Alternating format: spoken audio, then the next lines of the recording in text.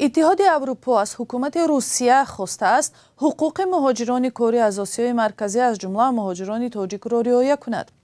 در بیانیه اتحاد اروپا که آخر هفته گذشته نشر شد، مقامات روسیه را تنقید کردند که با مهاجران کره از آسیای مرکزی بدرفتاری میکنند و باید به این کارشان خاتمه داده شود. از همکارم طاهری سفر که این موضوع را پیگیری کرده است، قبل از برنامه اول درباره جزئیات بیانیه پرسیدم. بله خیرامان، بیانیه اتحاد اروپا در پاسخ به گزارش سالانه تاتیانا تورکان رهبر دفتر سازمان امنیت و همکاری اروپا در دوشنبه نشر شده است. گزارش هم درباره کار این دفتر در تاجیکستان است که برای رشد دموکراسی، امنیت و دیگر عرصه‌ها به تاجیکستان کمک می‌کند. در بیانیه که روز 24 ایول نشر شد آمده است: ما از گزارش‌ها درباره تبعیض و بدرفتاری با مهاجران کره از آسیای مرکزی در روسیه، اکثرا تاجیک تباران که تمام سال ادامه کرد، نگران هستیم. روسیه باید به حقوق انسانی آنها، آزادی‌های بنیادی و کرامت انسانیشان احترام بگذارد. ما هر گونه تلاش‌های روسیه برای سوء استفاده خارجیان در جنگ تجاوزگرانه خود به ضد اوکراین را محکوم می‌کنیم. پایان اقتباس.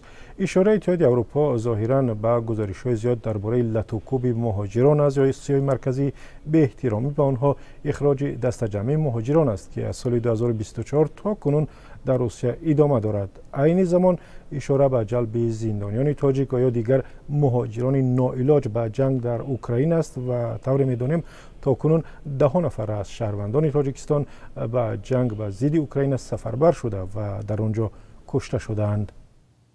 در ادامه از همکارم پرسیدم که برابر با انتقاد از روسیه آیا اتحاد اروپا مثلا از تاجیکستان هم چیزی تقاضا کرده است؟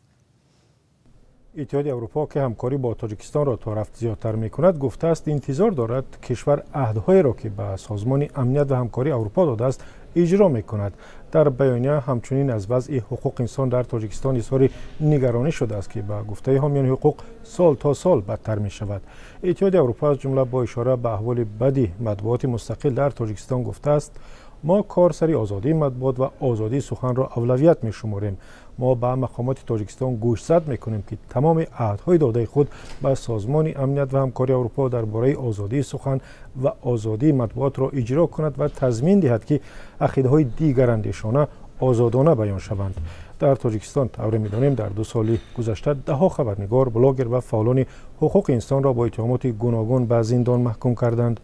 در ادامه بیانیه اتحاد اروپا از آن قرار حکومت تاجیکستان اظهار تأسف کرده است که ماه مارس امسال اجازه نداد ناظران بین المللی به تاجیکستان بیایند و ببینند که آیا انتخابات وکیلان مجلس نمایندگان مطابق با معیارهای بین المللی و عادلانه و شفاف صورت میگیرد یا نه.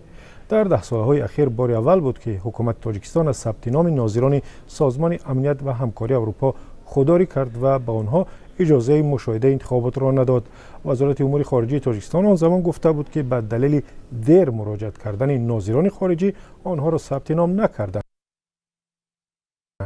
در بیانیه اتحاد اروپا آمده است ثبت نام نکردن مخالف با اصولها و تعهدات با سازمان امنیت و همکاری اروپا است، چون رای دهندگان تاجیک و نهادها را از ارزیابی بی‌طرفانه و مستقلانه جریان انتخابات پارلمانی محروم کرد. اتحاد اروپا همچنین گفته است که در همکاری‌ها با کشورهای آسیای مرکزی از جمله تاجیکستان همچنان به تامین ولایت قانون، حمایت از حقوق تمام طبقه‌های جامعه، تامین آزادی‌های بنیادی و مدیریت درست تاکید خواهد کرد. تشکر. همکارم طاهری سفر بود با خلاصه‌های انتقادهای اتحاد اروپا از روسیه و مشورت‌ها با تاجیکستان در رابطه با وضع مهاجران در روسیه و دیگر مسائل.